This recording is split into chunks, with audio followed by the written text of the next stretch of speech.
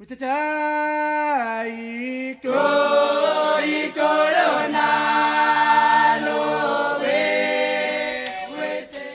name is Esandalu and I'm the project coordinator for the Seeds for Needs project in Papua New Guinea.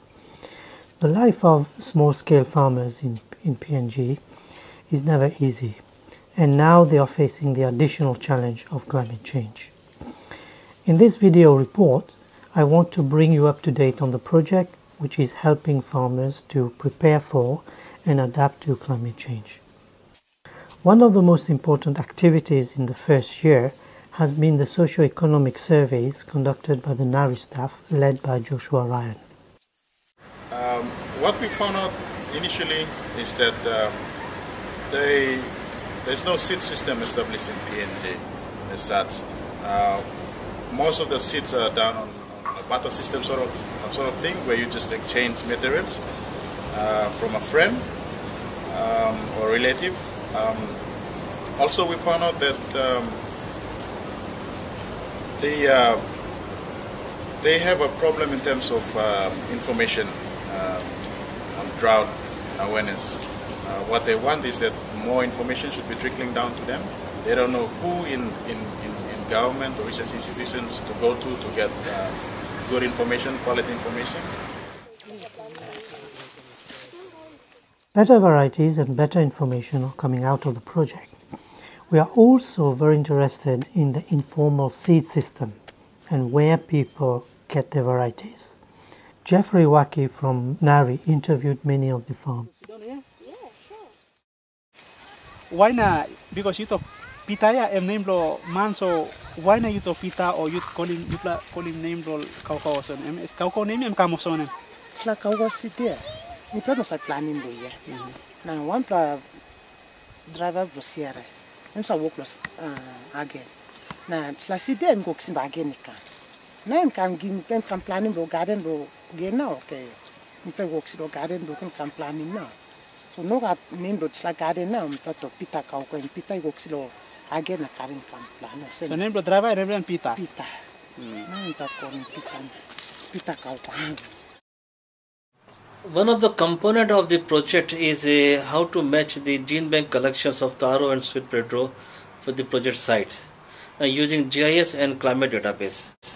In this context, we organized one training program to build the capacity of our partners in the project, how to use the different GIS.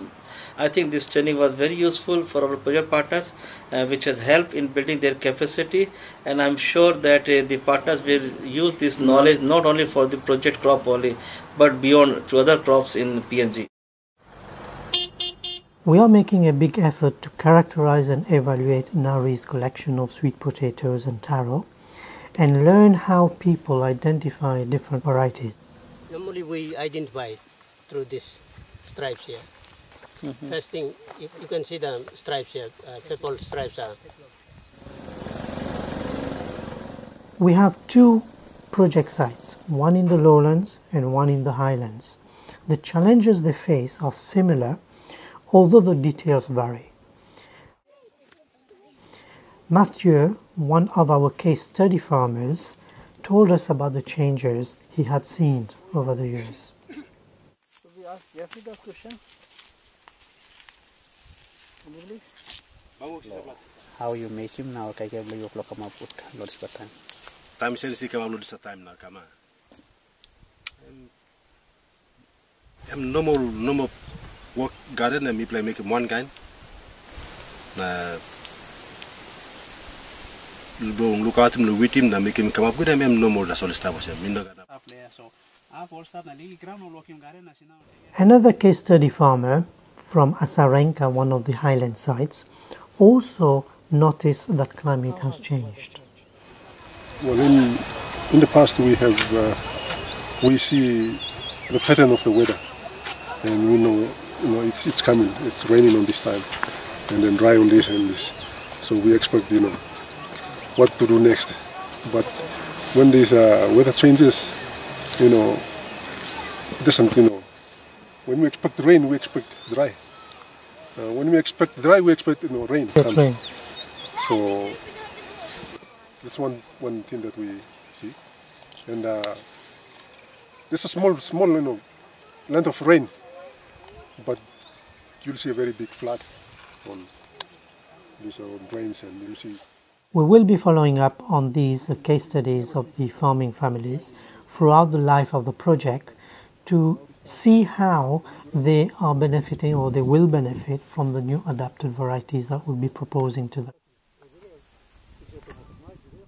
Back at NARI headquarters in the lowlands, I asked NARI's Director General, Raghunath Godake, how he thought we were doing on the project. So I feel that it's a very, very promising project, and we should be able to, be successful in terms of our accomplishments as time goes. So all this put together, I think we should be quite effective in terms of how we can reach to the ultimate goal of impact on small farmers, particularly in indigenous type of systems which are common in Papua New Guinea and this part of the world. And definitely will be contributing to that big picture goal of food security, income, employment associated with managing the risks. So we are quite happy that this project is on right path, and we look forward.